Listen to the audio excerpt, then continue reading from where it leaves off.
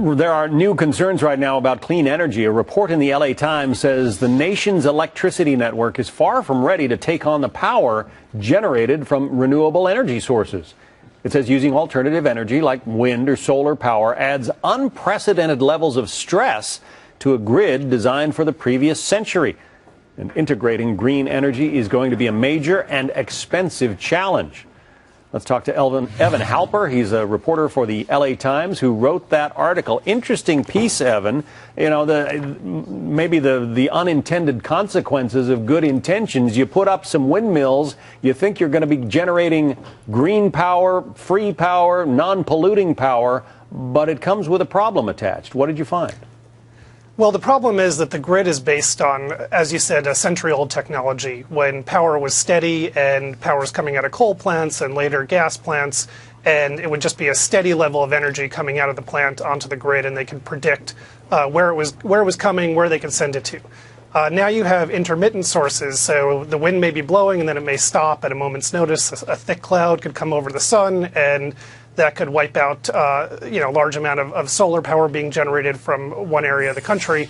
And so the grid needs to be updated to deal with all this, and it's a very costly undertaking. And the grid is designed, as you point out in your piece, to keep a stable and reliable supply of power rolling all across the country. I mean, states and regions are constantly trading power as they need it and as they use it.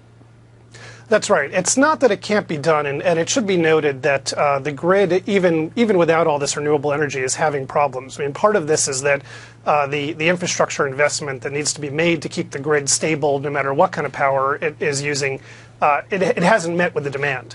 But when those investments are made, right now they're catered to be made toward traditional forms of fossil fuel energy, and there needs to be a complete overhaul to stabilize the grid so it can handle all the renewable energy that states are planning on bringing online in the next couple of decades. Well, and you point out what happened back in San Diego a couple of summers ago is an example of the kind of thing that we could be in for if they don't get this fixed. That was a terrible power outage that hit the San Diego area.